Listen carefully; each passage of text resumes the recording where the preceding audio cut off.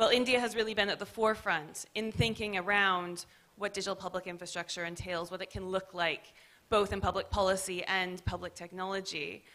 There has been other initiatives as well around the world, and what our panel here really offers is a variety of global perspectives in thinking about what approaches have we seen to digital public infrastructure, what has been working, where are the challenges, and what can we take from these lessons going forward to think together about how this concept of digital public infrastructure can help equip us for, again, more inclusive, innovative, and competitive digital technologies going forward. So what I want to do is I want to start by asking each of our panelists, and I'm going to apologize in advance if I'm rude, but I'm going to cut you off after you've spoken for 5 minutes so that we can keep things moving, maybe 4 actually, 4 or 5 minutes. But I want to start by actually just maybe going down the row here and asking you first to just comment on where you've seen some of the successes around digital public infrastructure. What has worked from your perspective in terms of approaches, or maybe what hasn't? Where do you see sort of the opportunities here and what's taken place so far? So Kendrick, over to you. Yeah, thanks very much for that, Stephanie. So, delighted to be here. On the topic of digital public infrastructure, I think, the opportunities that have arisen is that those countries that have successfully managed to lay the foundation for digital public infrastructure actually put themselves in a very, very good position, right, to capitalize upon a lot of developments, globally, worldwide. So you're looking at things like, participating in the digital economy and being more responsible for innovation overall. And as you know, digital public infrastructure, to even get to that stage, you need to have the actual foundational enablers in place. So you're looking at things like, digital skills, digital literacy, having internet connectivity, all those things need to be in place. So I think countries that manage to get DPI right actually are setting themselves up for great success further down the road, and also to take advantage of other innovations and technology developments that might occur further down. So that's what I have to say for now, and I'll yield the mic.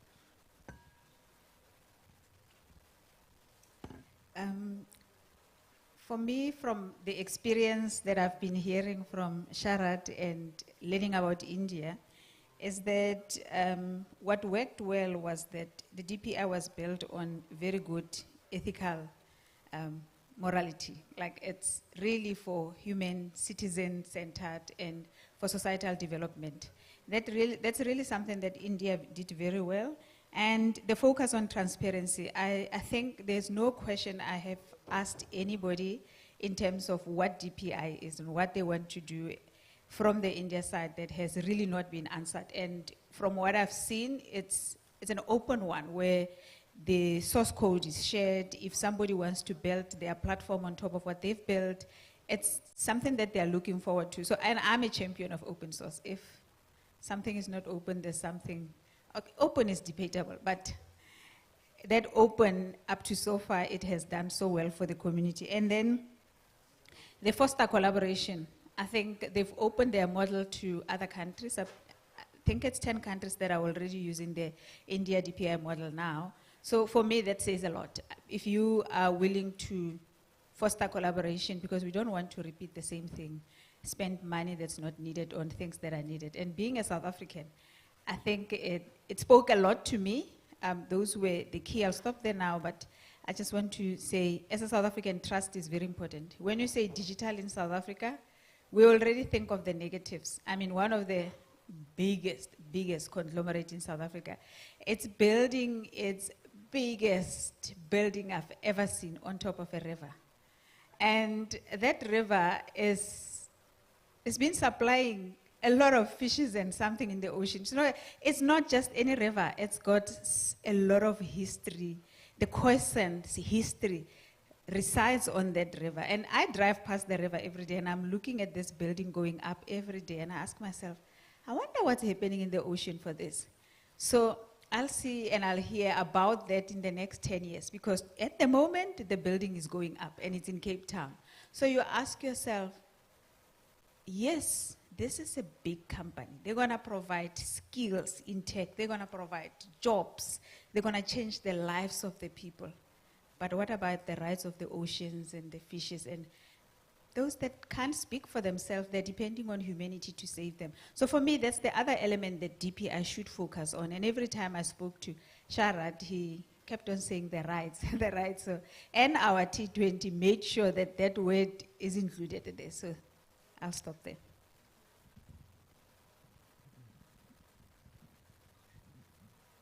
Thank you very much. Pleasure to be here from a small country in Canada to the most populous country in the world.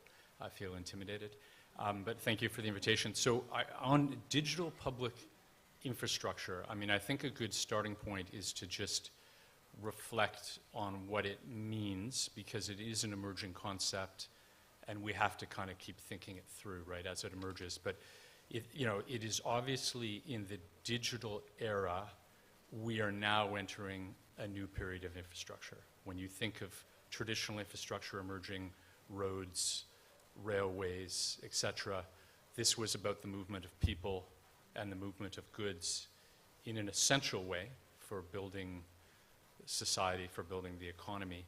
We've now shifted to an era where the movement of data is going to be equally significant, right? So this is a fundamental shift. But in many ways, there are parallels probably to the way that it evolved in the traditional infrastructure space. So there's lessons to learn there. And I think, so that one of the first things that comes to mind when you discuss this is, why is public in there? Why is the word public in this concept? And that's fundamental to address straight on, right?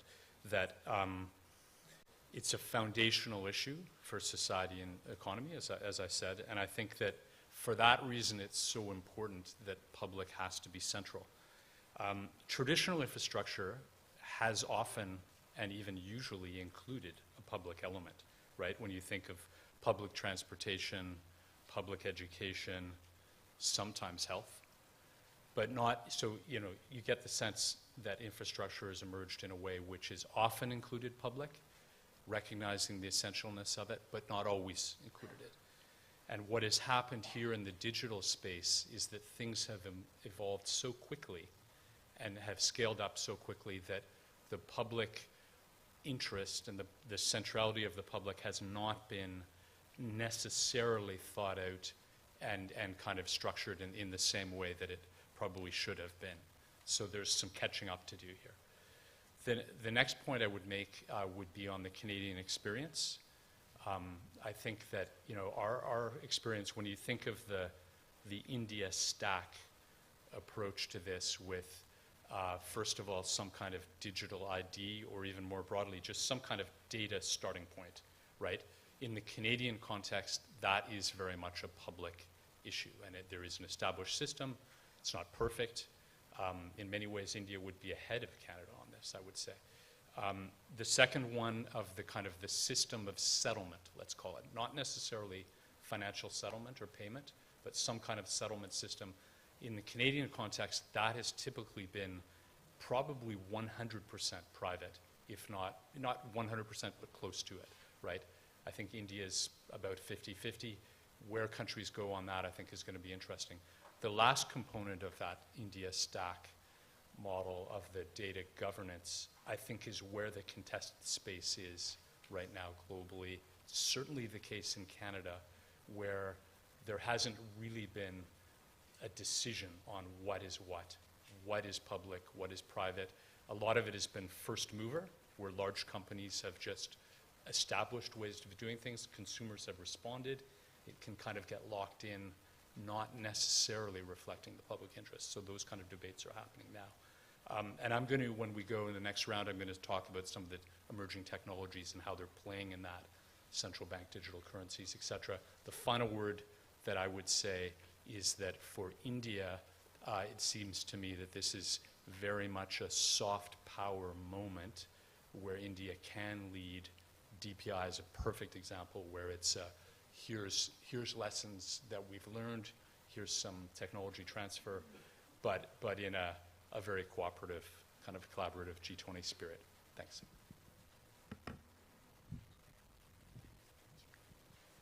Sometimes big ideas emerge from very humble beginnings.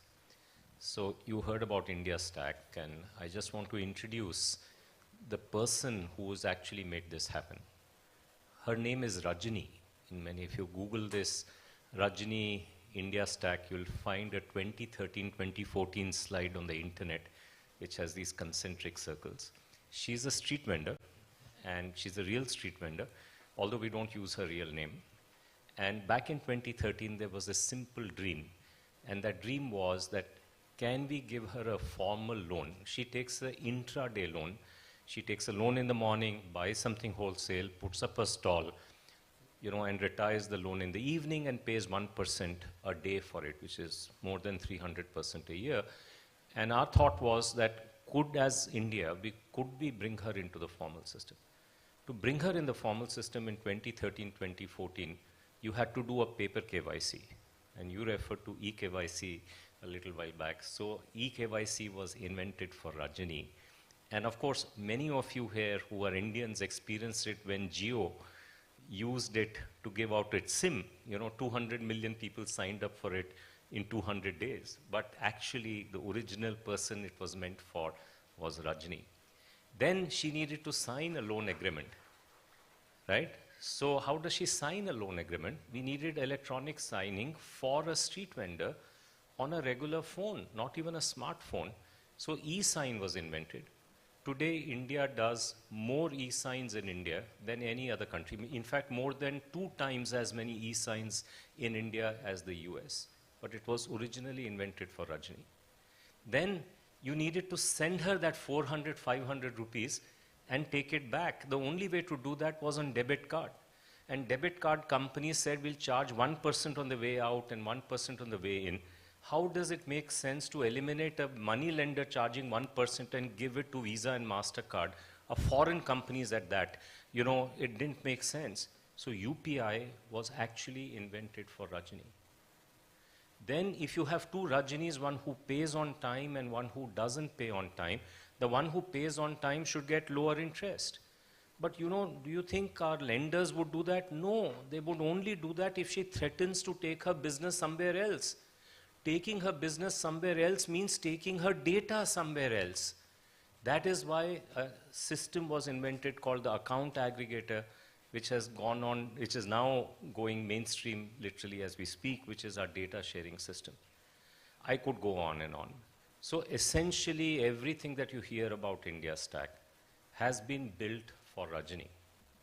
But along the way, we realized that the only way to make this happen is if we saw this flow of people through the systems, flow of money, flow of information as public infrastructure, as Paul pointed out, because it's foundational in nature. So a test of that idea, I think there are 2 tests of that idea. One is, does it work on the ground? That you will agree with me, it works on the ground.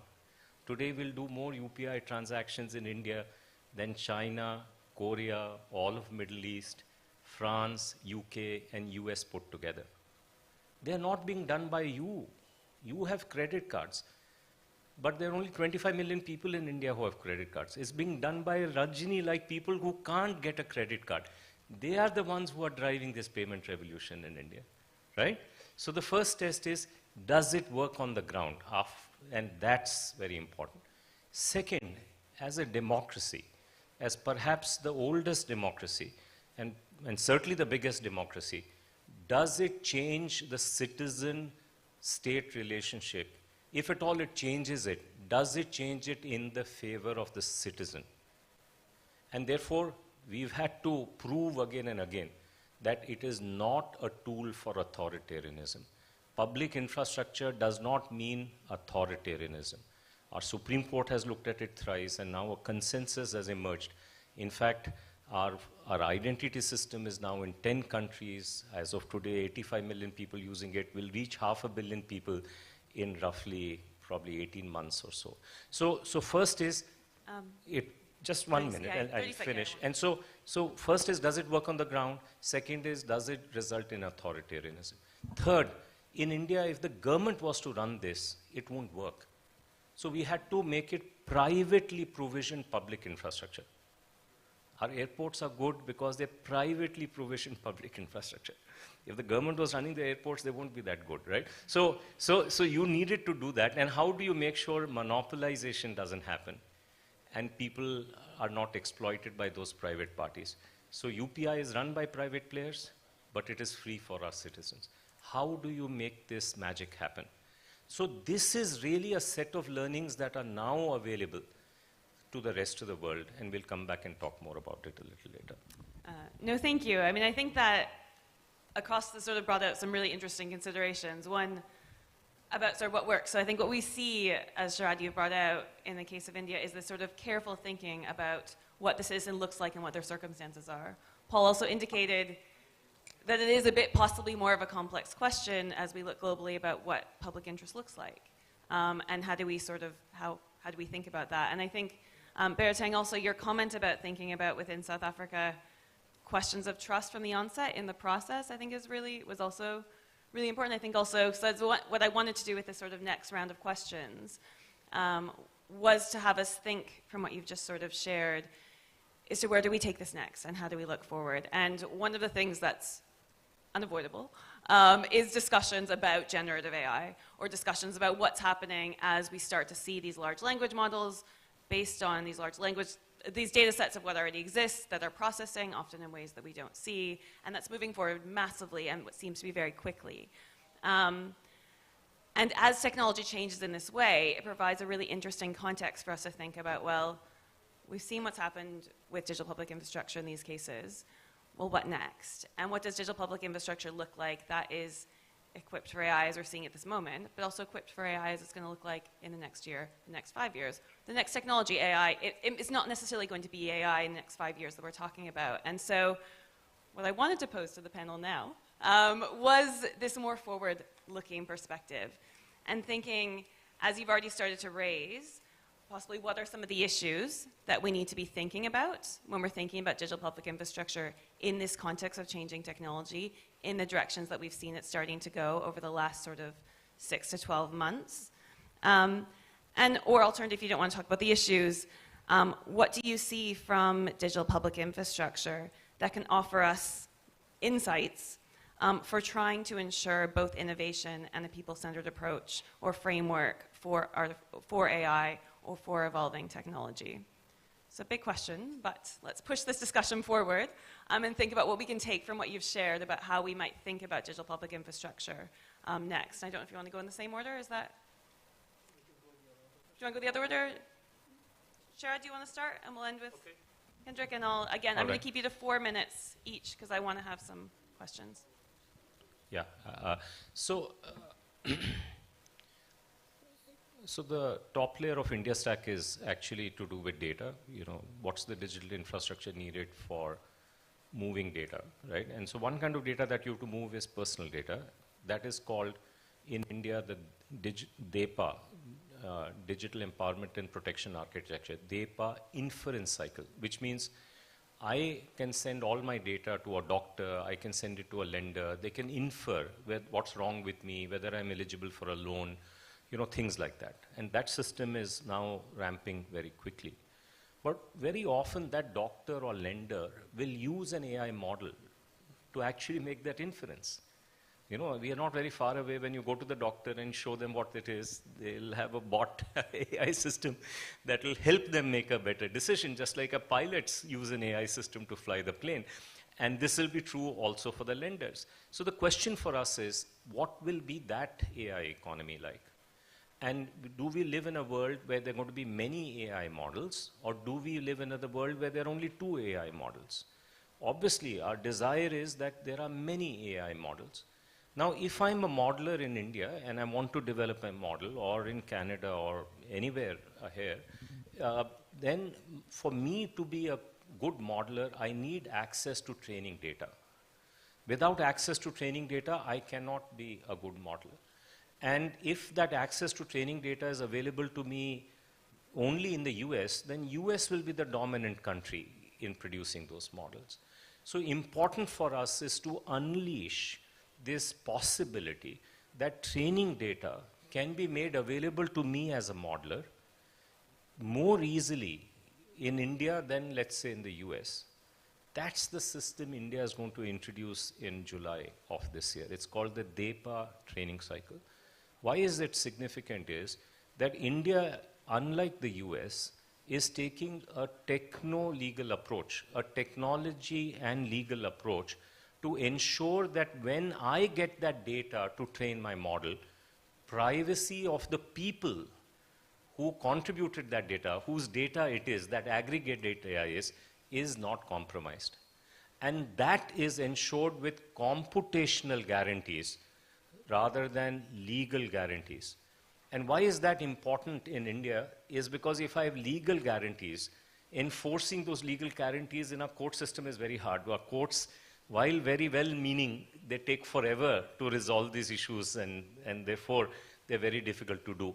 So we are enforcing those guarantees, privacy guarantees in code rather than in courts. Now this is a necessity for us. It's not a necessity in many parts of the Western world because they have a court system that works differently. But that's something that we need to do. It allowed us again to stumble into a way of doing things that perhaps will be important to many others outside of India. So I'll end by saying that what India is going to do is going to create a well-regulated and open market between training data providers and training data consumers. And to do that, it will provide a new type of digital public infrastructure to enable that market and to regulate that market. So this is really what is coming. We think India will be the third approach. The US is already an established approach. In 2020, China laid out its own approach, which of course is not acceptable to many democracies. And India's approach is going to be the third approach. Watch out for more in the coming months. Thank you.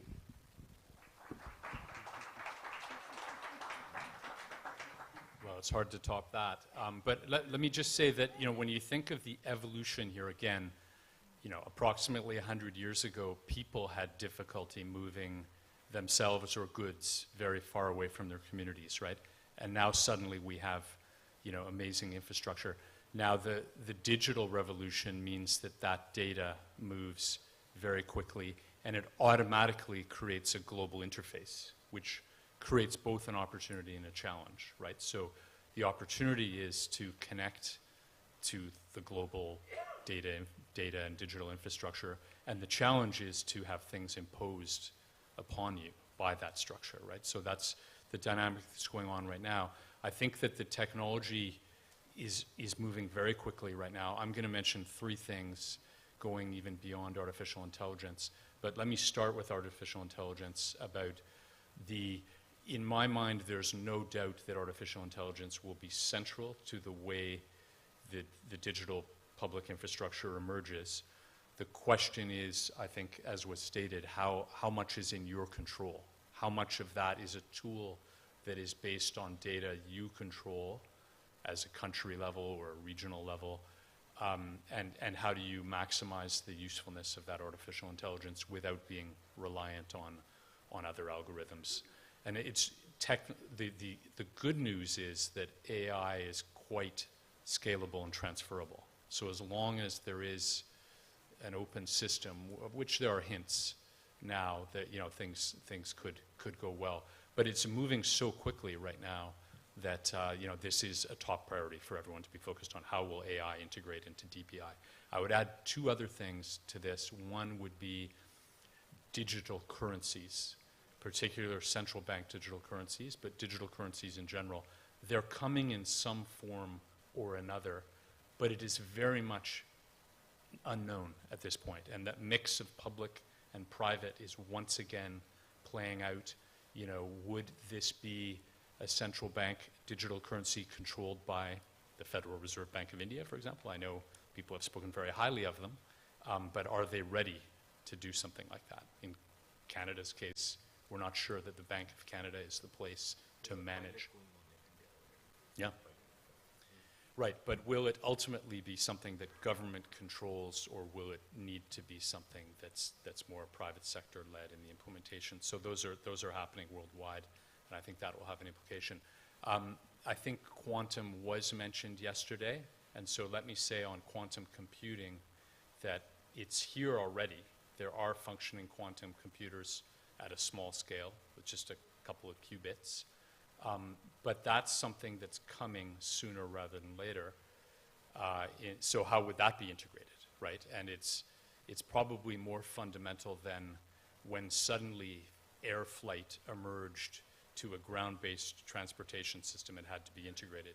Quantum will be a little bit more fundamental than that, but it will still have to kind of work in parallel to the DPI. So there are a lot of challenges on the horizon with the way the technology will evolve. But I do feel that DPI is the right foundational frame, but it's going to have to be nimble regulation, nimble policy making to move forward. Thanks.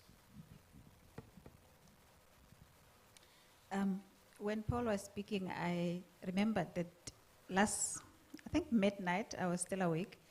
I read an article saying EU has approved their AI policy voted by all. And I said, oh, I better study it quick because they forgot to put Africa in front. They should have said EU and Africa. Because whether the government is doing well in South Africa or whether the private sector is doing well,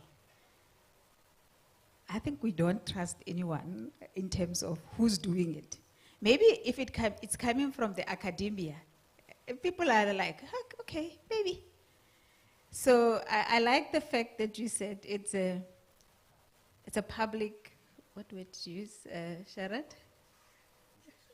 Public interest. Yeah, it's a public interest model because whether DPI is there or it's gonna work, or it really depends on who's gonna introduce it. Because if it's the government, we're not gonna trust it. We're gonna think, somebody in Europe might have helped them to write this, or someone who's in charge. Questions are gonna rise. And for it to move forward, it has to be clear. That can only be done if the government is really going to do big public campaigns to educate the public. What is DPI? Why is it important? And what are you going to do with my data when you take it? Because anything can happen. And then the other thing is the awareness of where is it going to be. You know, like there should be clear guidelines on who's responsible for what. It's okay, you build it for that woman to get what she wants. But 10, 20 years down the line, who's responsible for what? And that I'm saying because I'm a black woman sitting in front of a crowd that doesn't understand how it is to be a black woman that's being excluded all the time in your life. So the data that exists on the internet, if you asked it, who's Bharata Mia? I had to correct it. It said, oh, I'm sorry, I didn't know who you are. But the whole world knows who's Bharata Mia. When they want to call me to come and talk to them, they call me. But AI doesn't know me. And that is because AI at the moment is still carrying the biases, is still carrying everything that we have to deal with. And as a minority of someone who's not represented very well in the tech, I always feel like if you're going to talk about anything to me that says technology, I have to raise my ears and say, oh, did you worry about the biases that are going to be carried by your AI? Did you think about how it's going to be inclusive? And what is the diversity of that? You might be tired of it, but the reality is that's what I'm sitting here thinking, okay, how is DPI going to make sure that the future is equitable and inclusive and the society benefits from this digital future that because we can't say everybody should be digital. We can't exclude anyone. That's all right. So I will close by saying it should be fair. And fair should be fair. Fair shouldn't be, it's fair to all of us. Fair should mean we are including those who were excluded in the past. We are redressing the past, at the same time being fair to those who are going to benefit.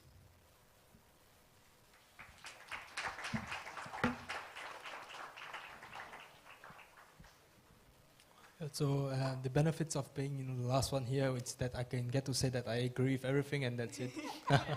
Okay, but But on the point on the future of DPI moving forward, I think as I said earlier, that it really is great demand for DPI. If you look at COVID, for example, right, the need for what you call vaccine certificates, for vaccine passports, all of this together with digital economy imperatives actually push the demand for DPI. So if you look over the past 8 years alone, from 2014 all the way to 2021, 80 countries have launched initiatives to, at some form of government technology, GovTech, right, which is the use of technology to deliver government services. Not so very different from DPI. And out of these 80 countries, 50 of them are LMICs, lower middle income countries. And if you look, I work very closely with governments of LMICs on their digitalization approaches and strategies, and I find that, moving forward, besides having the key critical enablers in place, you look at things like connectivity, digital literacy, I think it's also very important that there is, for governments who are looking to adopt, the DPI approach, within their countries, is that you really need that stakeholder buy-in. You need that central, government agencies, all of them need to be on board. You need to have a strategy, a national strategy.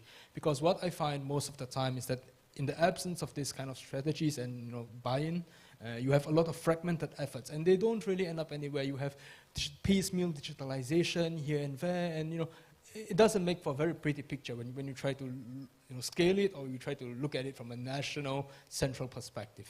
So this is what I would say about the future of AI, future of DPI.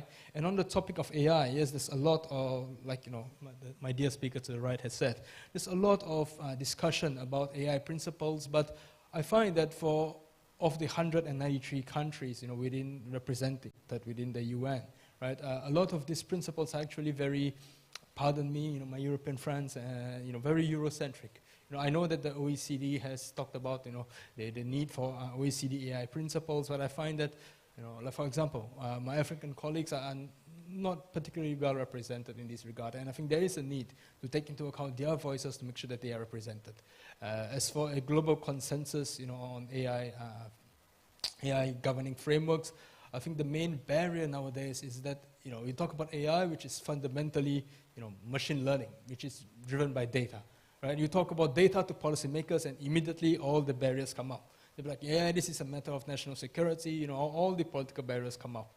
So I think, a good first step would be to, start talking about, what exactly are we talking about when we talk about AI, data governance? How should we manage these transnational border data flows without, having all these political barriers being put into place?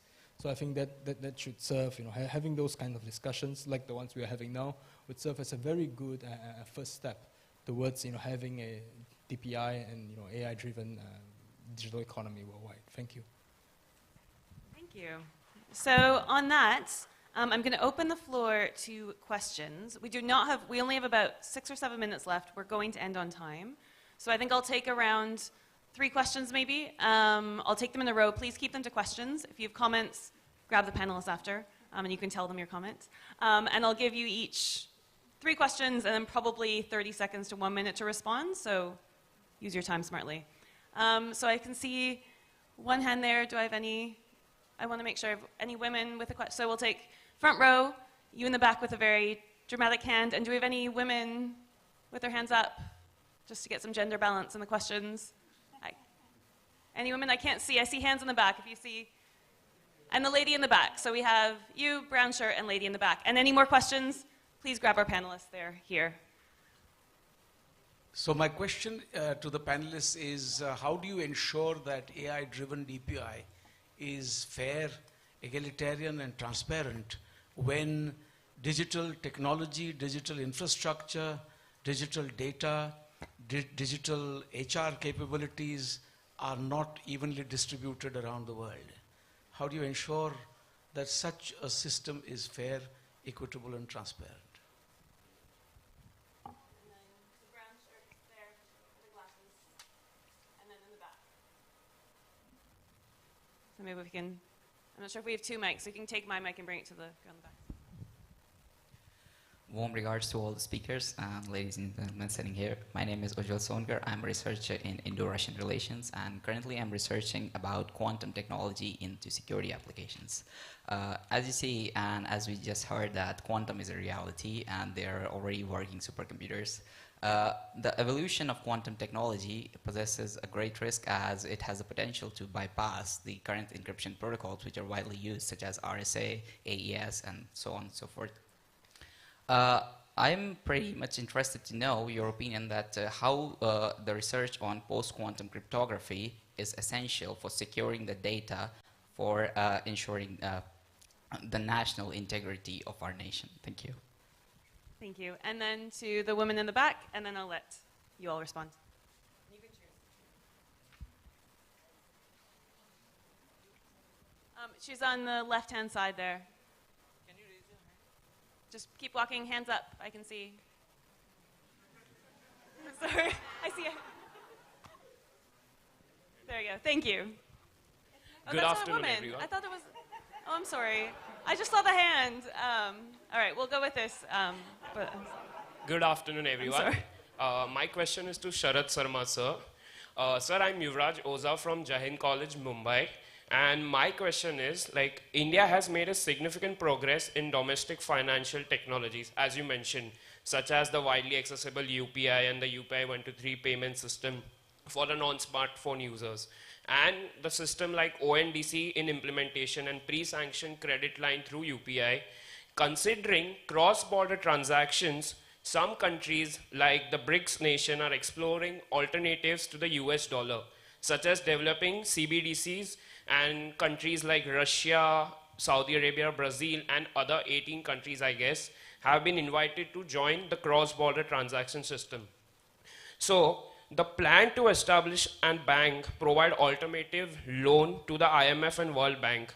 How would this impact the world economy, shifting from the dollar economy, and can digital rupee play a significant role here? Thank you. All right, so you can see the clock in front of you.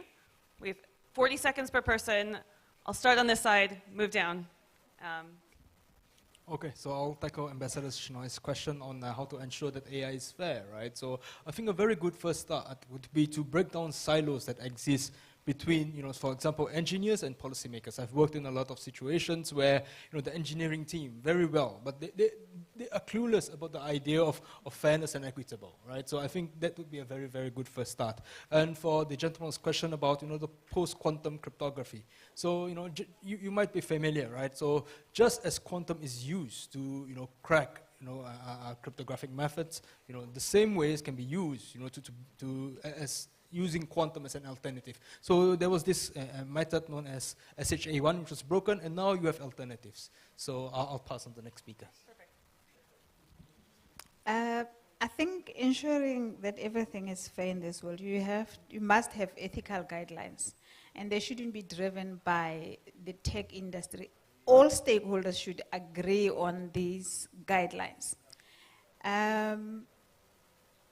But you don't want to stifle innovation when you do that, because what happens is, I can talk about women's rights day and night, but at the same time, I do know that it's necessary for some people to do their business, and they are too far ahead to go back and change their models. So if we all agree that the guidelines should address issues such as privacy, security, transparency, and accountability, I think we'll have a better guideline. So quickly on the three issues. On the first one, data, I think that is about data sovereignty, in the sense that on issues of core national interest, you have to control that data, health data, etc. Other global data can still work, so there's not a contradiction in my view, but it has to be managed carefully. On the post-quantum, the quantum issue, yes, this is something that's being worked on, and I would agree with the previous comment that there are ways to quantum computer-proof data systems that should hold, but it does introduce a whole new level of risk and cyber attacks through a quantum vector, for sure. On the final point, I can't resist commenting on the reserve currency aspirations of the BRICS and others. At the end of the day, it's countries that decide, and partners that trade, that decide which currency they want to use.